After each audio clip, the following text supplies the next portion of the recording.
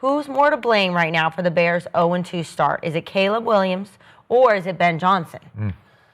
It's tough to pick one right now. You go 0-2. Yeah. There's a lot more things going on than just, the head coach and the quarterback. But I do think they both play a part in this. And I'll start with Caleb. Look, I know it's only his second game this year and his second time in this offense, and it's going to take time to develop. But it being his second year in the NFL, I was hoping to see more through 2 weeks, and I know, you got to get comfortable with the play calling. You got to get comfortable with how Ben Johnson's going to call the game, and it's different in practice and preseason than when live bullets start flying. I understand that, but I think the most frustrating part right now for Bears fans is that the talent is there.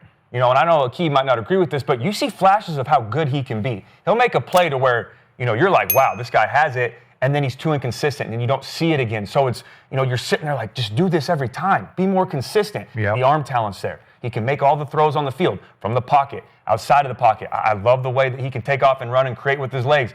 He makes otherworldly throws when he's on the run. I mean, he can move his body and throw falling away that other guys can't do. Right? He can throw guys open, and he has that big play capability. Go ahead. He has that. He does. No, he does. It's within him. Has he shown that in the NFL? That. He does, but that's the problem. That's what I'm saying is he shows you that for 1 or 2 plays, and then he has 3 or 4 plays where he misses DJ Moore wide open. And he overthrows someone on the sideline, and it's like, this isn't year 1 anymore. And the draft class you're in, Jaden Daniels is doing this, and Bo Nix is doing this, and you're not there yet. And Drake May's starting to look better, and you're not getting there. Some of the issues I do have, though, and things he needs to clean up with that, is I think the accuracy comes from his footwork. There's times that his eyes don't match his feet, where he's looking one way and his feet are going this way and he's not timing up with it, and then you quick throw it, and then when you don't, extend your arm and finish, the ball sails, and he's missing a lot of throws high right now. The other thing, too, is he's holding the ball too long, and he's not having those anticipatory throws. That's the number one thing in the NFL, is you got to anticipate. You can't wait for a guy to get open. You have to throw him open before he gets out of his break, because if you don't, then guys like Aqib Talib are taking it for 6 the other way, or at very worst, knocking it down. So that's the frustrating part with Caleb, and that's where the blame comes in with him. And again, it's only a second game with Ben Johnson, so I'm going to give him time. But now looking at Ben Johnson and where I blame him a little bit, he's the head coach, so it's going to fall on your shoulders. And I said it before, the record, that 0-2 start only falls around 2 people, the head coach and the quarterback. That will follow them for life, whatever the record is. But with Ben Johnson right now, I'm still bought in with him. I believe in the Bears. I really do. It's his second game ever, not only with the Bears, but as a head coach. He's never been a head coach before. We're watching him in real time develop as a play caller, as a head coach, how to handle a locker room, how to handle adversity. We're going to see how he reacts. And a lot of people on Twitter were upset with him about, they thought he big-time Goff at the end and kind of, dapped him up and didn't talk to him and goes to the locker room, calls him the quarterback instead of, Goff with the relationship they have, calls his team out, says we are not showing championship practice habits and guys aren't finishing plays. Some people might not like that. I love that. I think that's awesome. You've got to hold your team accountable. I would be worried if he got in there and went, you know what? We're good. It's only week 2. We're going to figure it out. Take some positives from this. You can, and you can say that in the meeting room, but that's not authentic. Be authentic. But as a player, if you're having trouble in practice, if it's not, that's the coach's fault. That's a leadership No, it is. issue, it's the coach's fault, and it's also him saying, hey, I got to be better myself. Right. We're not practicing the right way because I'm not doing it the right way, but he's also learning in real time how to do this. Now, I will say this. The third issue that I have, and the third group to blame, is that defense right now. That defense is playing very bad. I thought in the first 3 quarters of that Minnesota game, I said, okay, this is that Bears defense we're used to seeing. This is how they need to play football. In the last 5 quarters, they've given up 73 points. They gave up a 50-burger to the Lions the other day. Jared Goff threw 5 touchdown passes. They averaged 8.8 yards per play, the Lions did. That is not winning football if you're Chicago. Skip, they averaged over 10 yards per play in the second half. That is every time the Lions snap the ball, they got a first down in the second half. You're not going to win any games. I don't care who your head coach and who your quarterback is. So they got to get those fixed. When you're 0-2, everyone's going to point their fingers everywhere. But I will say this about Caleb, and I think that's shown leadership with him, is he got in the media and he said, hey, I'm going to point the finger here first before I point it elsewhere. So that's stuff to build off of. I'm not fully out on the Bears. It's going to get tougher and it's going to get worse before it gets better. But, I hope they can figure it out. That's good he pointed at himself, because he the damn culprit. You feel me? It's a quarterback. It's a quarterback-driven league, man. If you're not driving the bus, then hey, the guy's gonna look at you. I feel like Ben Johnson is doing what he's supposed to do, man. They coming out, they scoring early in games. That means he's putting together an awesome first 15. And Caleb, the flashes that you're showing, that's through that first 15 and first 2 drives. He's looking great. You know what I'm saying? Then once the defense see how y'all gonna play as they adjust, then it's nothing. That's when you as a quarterback, you got to fucking do a little something, you know what I'm saying? Yep. So I feel like he big time in Jared Goff, not shaking his, that's a sign of a good leader. We don't want that buddy friendly shit. Agreed. That's why we lost the Super Bowl, because Sean McVay was on that buddy friendly shit, telling Bill how much I love you and how much I look up to you for 30 minutes before the game, and then he came out there and whooped our ass. Really? You believe that? Hell yeah. Okay. Like, bro, it's, hey, as the leader of men, and we finna fight these other men, don't go tell him how much you love him and how much you, tell him that shit after the game. Yeah. Because some people walking past and they just see you just kissing his ass and hey, like, bro, we finna look at these boys, like that oozes down through the team. So I feel like as a head coach, be an asshole. You wouldn't see Bill doing that shit. True. You wouldn't. You would never see, that's why he got so many chips. You don't see Andy Reid doing that shit. Yeah. He just a quiet to himself. I play football. You're forbidden. So I feel like Ben Johnson is doing a good job leading men right now. Yeah. They got a great first 15. I won't put it all on Caleb.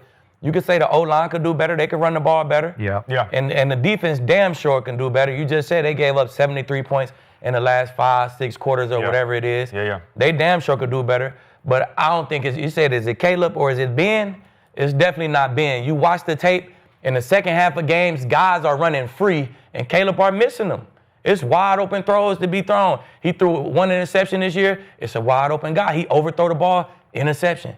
So, hey, early, one of our first or second shows, Gil was talking about it's plays that quarterbacks has to make to get your team over the hump. It's going to be a play in the third quarter, a third down. We get this, we continue this drive, we score a touchdown. We might come out win that game. It's just plays that change games, and Caleb is not making any of those plays to change any of those games. So Caleb or Ben, I'm definitely putting the blame on Caleb. I am with Aqib on this one. Okay. And I did back Caleb to be the first overall pick because I did like so much of what he did dating back to his true freshman year at the University of Oklahoma and then on to USC Heisman. There's something wrong with this quarterback, with this young quarterback. It's not translating. That ooze verb that you used, he doesn't ooze into the locker room. He's unto himself. He's kind of like a solo act, and he's got a little bit of Michael Vick in him. He's not Michael Vick, but his ability to escape the pocket is it's the best in football right now. Now he doesn't run down the field like he's not going to hurt you with a 40-yard dash down the field, but his ability to get loose in the pocket is unbelievable to me, where he escapes with strength and athletic quickness, where I'm like, wow, that's rare, man. Then what happens? Well, he keeps running around, and he's either going to miss somebody by 15 yards or throw it. He doesn't make a lot of big mistakes, but he misses a lot of open receivers. So it's plays that change football games. So to your point, first 15, well, he opens up on Monday night against Minnesota, and with the first 15 from his new coordinator, the genius, the boy wonder, he goes 10 of his first 10. And you say, oh, there it is. Yeah. Oh, he's rehabilitated. What did he take last year? 58 sacks. He's not going to do that. Well, he's only taken 6 sacks through the first 2 games, so he's on pace for 50-ish sacks. Yeah. So that would, some of those are on the O-line. Yeah, okay. Yeah, some were. But now we're talking about what is the quarterback made of? Who is he? What is he? Right. And how do you respond to the quarterback in your locker room? And he paints his nails black and all that. And there's nothing wrong with it, but maybe there's not a lot right with it. You know, like maybe you look at it like, what the hell, man? Exactly. You gotta respect your leader. Like, come on, you're it. You are the face of our franchise. You're the first pick in the draft. Are you with us or apart from us? Or what are you? The greatest thing about Tom Brady was he was so much a part of the locker room. He made you feel like you were together. You know, Peyton too. Yeah. And Jared Goff too. Yeah. Like, I mean, you get in the locker room with those guys, and Jared Goff coming down with the DB, making jokes, showing us something. Oh, look at it. Like, it's that leadership oozes throughout the locker room. Oozes. You know what I'm saying? You could feel it. You know what I'm saying? You could feel his confidence, and when he's confident, it's like, oh shit, we gonna win this game. Yeah, like, you know what I'm saying? I don't know if that's coming from Chicago. I don't think so. I don't think it is. I don't think I watched they're going the TV in. and he looked like a nervous wreck walking around. Like it just don't look very confident. That's a good point. Doubt was just seeping. Well, you know where I think that comes from though, is because, and this happens to a lot of guys that get to the league, was a 5-star in high school, balled out. Goes to Oklahoma, 5-star. He becomes the guy. They fall in love with him. Goes to SC. I mean, like immediately the guy. Yeah. Goes to USC, wins the Heisman Trophy with Lincoln. Even the next year, they struggle and only win 6 or 7 games, but he still has great stats. Then he's a #1 overall pick in the draft. Everything has been like this his entire career. Then he gets to Chicago in year 1, and look, I wasn't in the building, and I don't know if what Caleb said is 100% true or not, but he said I had to watch film by myself. I had to learn how to watch film. I had to learn how to prepare. It was a terrible culture and everything that was in place. So you're going like this, and then you fall off that cliff, and you have to figure out how to handle adversity. And we're watching in real time both Ben Johnson and Caleb trying to turn around an organization that's been bad for a while. That's not easy to do. And I was in Cleveland, so I've seen that firsthand, how tough it is when you get around a bad program. That shit is from the top down. It's everyone. So it's tough to flip it. No, go ahead. But it's who you are. Yeah. Because Jared Goff could tell that same story. So he was the guy. He was the #1 overall pick. He was. He got to St. Louis, and he had Jeff Fish.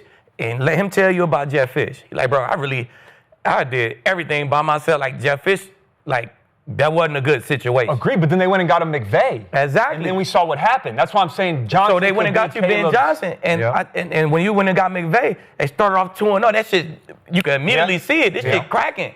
He get the offense, and this shit is cracking. Yeah. When McVay get on his ass, he like, all right, yes, sir, I got you. He looking him in his eyes, and he taking the criticism, and he fucking winning games. They immediately was in the playoffs. This not that situation. The Bears fucking suck. They still suck with Ben Johnson. It looked like, oh, this is a good system.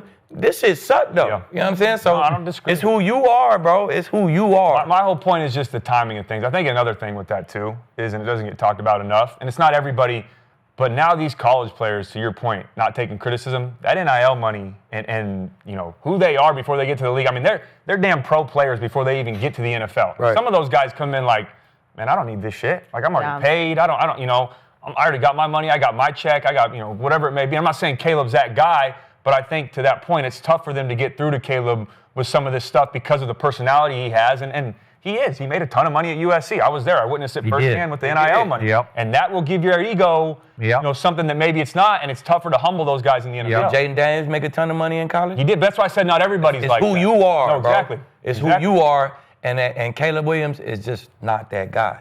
Okay, but to your first point, we talked last week about Arch Manning. He sat for 2 whole years at Texas and couldn't beat out a guy who went in the 7th round. And I'm like, what? Because if you're that guy, if you're generational, if you're going to revolutionize the position because of your last name, you would just step in as a true freshman and it would be over, right? You would step in and make things happen.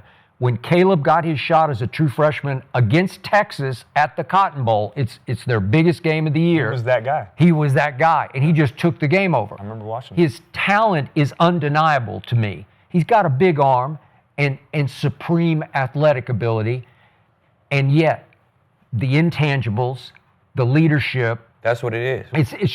It's just missing or lacking. Maybe it's just lacking. Can you be taught that? No, you can't. Can somebody coach that into you? Not to me. You either have it or you don't. It's a life thing. It's a human thing. You're either you have it inside you or you don't. And it's not kids you're dealing with. Like Marcus Russell was good with the kids, with teenagers and shit. That's true. Once you get to the league, you got to deal with people like Leave. I'm the first locker in here. As soon as you come in, what them nails looking like, Caleb? Like, we just playing around. It's just grown men, you know what I'm saying? You got to deal with grown men firing your ass on the daily. You know what I'm saying? Let me see what that set look like. What you got, them French tips? Like, you know what I'm saying? We just going to kick jokes. You got to be able to handle that shit in the league. You do. And as a quarterback, shit, we got on Peyton ass. We got on Tom ass. We got on Jared Goff ass. That's just everybody get it. They got on me. It's just part of the culture in the locker room. You got to be able to handle it. And everybody can't handle that shit. No. So to your point, we're talking about scripting. He goes 10 for his first 10, and then against Minnesota, he was 11 for 29 the rest of the way. Well, it's not good enough. You know, like that's on you. So to your question, right now it's early, it's 2 games, but it's obviously a lot on the defense too, but it's mostly on the quarterback. All right, now let me say this about the Ben Johnsons of the world. This is the one thing I never got about the game you guys played at the highest level. There's no real pipeline to develop head coaches. The only way you can do it is the coordinator. No, it's like well, Ben Johnson's the next genius. He's a boy wonder. Next guy, yeah. So he should be a great head coach. Why? No. What makes him a great head coaching candidate? Has he ever been a head coach? No. Right. Did he coach college football, a head coach? No. Was he a head coach in high school? No. Right. Did he ever step in for Dan Campbell and do head coach thing? No. No, Dan Campbell did it all. So as you guys both know, the head coaching duties are so different than a coordinator's duties 100%. Where you have to deal with the media, you have to deal with internal problems. If you've had a fight with your wife or what, I don't know, you got to hear this stuff and you got to talk through it. And you got to make choices, big choices on the fly as the CEO of a locker room and of an entire football organization. Well, this is all new to Ben Johnson. Yeah. And you made a great point the other day about sometimes it's just how you carry yourself in the locker room. Do you look the part? And Mike McDaniel, to me, from the start, I'm like, him? Yeah. He looks like he could be a ball boy. Like seriously. I looked at the first team picture of Mike McDaniel with the Dolphins. I'm like, he looks like he's the assistant trainer or so, or like somebody's son. Right, or somebody's son. Like, what? And so I look at Ben Johnson's background. So at North Carolina, he walked on as a quarterback, didn't ever get to play, but good for him. He tried. He was a good high school quarterback, as so many guys were. Yeah, okay. He tries. And then, give him a little. He's good in high school. So then, Friday Night Lights, baby. So you'll love this. So then Ben Johnson gets his degree in math and computer science, and for a year out of college, he works as a software developer in Durham, North Carolina. So he just tries to go into the workforce as a software guy because he's smart. Well, does that qualify you to be a head football coach in the National Football League? It might qualify you to be a good play caller and designer and schemer, right? It might, because you can use your analytics. But and again, I'm not condemning him because we don't know. It's just way too early to jump to any conclusion. But at some point, you have to command a football team, command the locker room. Yep. If Aqib Talib is in the locker room, you have to convince him with what you're saying to the football team behind closed doors that you are in charge and in control, right? Yep. And so I don't know. He's just another one of those, he's the hot coordinator, but the pipeline to create and develop head coaches in the National Football League is kind of flawed because there is no real pipeline. Right. So sometimes it works, sometimes it don't. Sometimes it doesn't. And that's why people would rip it because there have been some disasters, but when Jimmy Johnson took over the Cowboys, he'd won a national championship at the U, man. Yep. And I knew he could head coach a football team, right? You just knew because when he walked in the door, everybody's like, ooh. Right. But then with Sean McVay, you didn't know, right? Yeah, didn't know. You have to give him no idea. Though. Yeah. Like, you have no idea if Sean could lead these guys or not. But shit, you go in that building, and Sean is a fucking great leader of men. Yeah. You know what I'm saying? He run that building. He oozes confidence. He know what he's talking about. He know how to handle this guy opposed to handle this guy. It's just a way you got to do that shit. You know what I'm saying? So we don't know if Ben Johnson can do it yet. But are you putting it on Ben Johnson right now? No, just it's on Caleb. I'm just making the point that Up he's until the this point, X factor. Like he's unknowable. I don't see the team. I don't see Ben Johnson has lost the locker room. You know, it's like Mike McDaniels, he lost the locker room. You can see it from the outside, and he lost them guys. Go ahead, Aqib. So I don't feel like Ben has lost them guys yet. So until you see something that shows like, Ben lost these guys. You know what I'm saying? But I hope Mike didn't lose A-Chain tonight, right? I know, you got But like, A-Chain walking 50 yards. Nah, come on, don't do me like that. But to your point, Skip, and I know, I'm not going to say the way that Mike McDaniel looks, and everyone's going to look a certain way.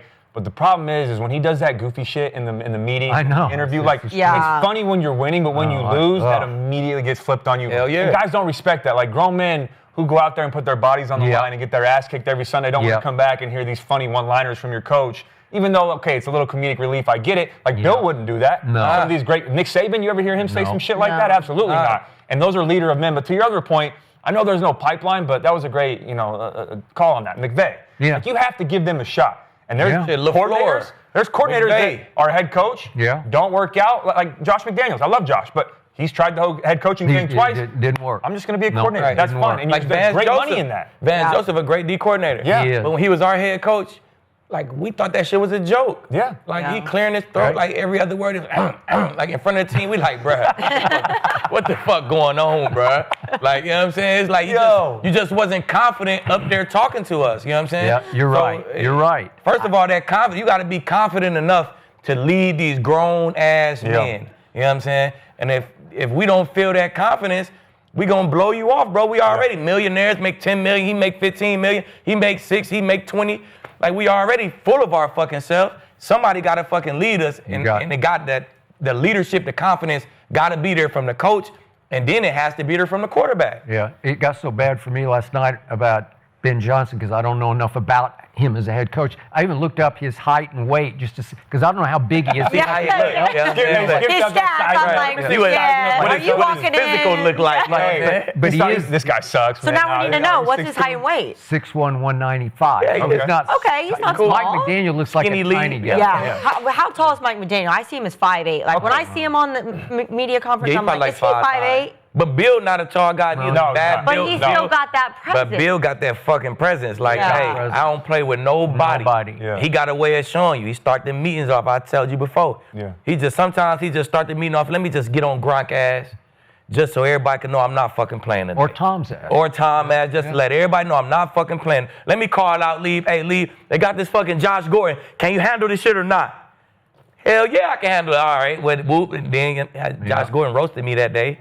But, So are you saying this, and before we move on, Kinsey, so you're saying, all right, you're blaming Caleb. Are you out on Caleb? You think there's no shot, even with he's been out on what he had to be overcome fair, to now? You think you're done? I don't think the locker room is ever gonna buy in on Caleb. Yeah, just I hear from you. the personality, the type of guy. I don't think the locker room is ever gonna get behind that shit and feel like, oh, we can win the chip with this nigga. Yeah. Like, I don't like it. Yes, just from the film standpoint, I like him. I hope he can turn it around, but I hear that. I mean, he has the talent to do it. It's just, can you do it? There's a lot of guys that are talented that don't have that talent ain't the mental shit. side. Everybody, all 2,000, the club of 2,000 in the league, everybody's talented. You know what I'm saying? No, I agree. Yeah, Aqib came, I think, preseason and was feeling like Caleb was never going to be it, so we'll find out. But, okay, the Bears are playing your Cowboys. They are. Skip, so.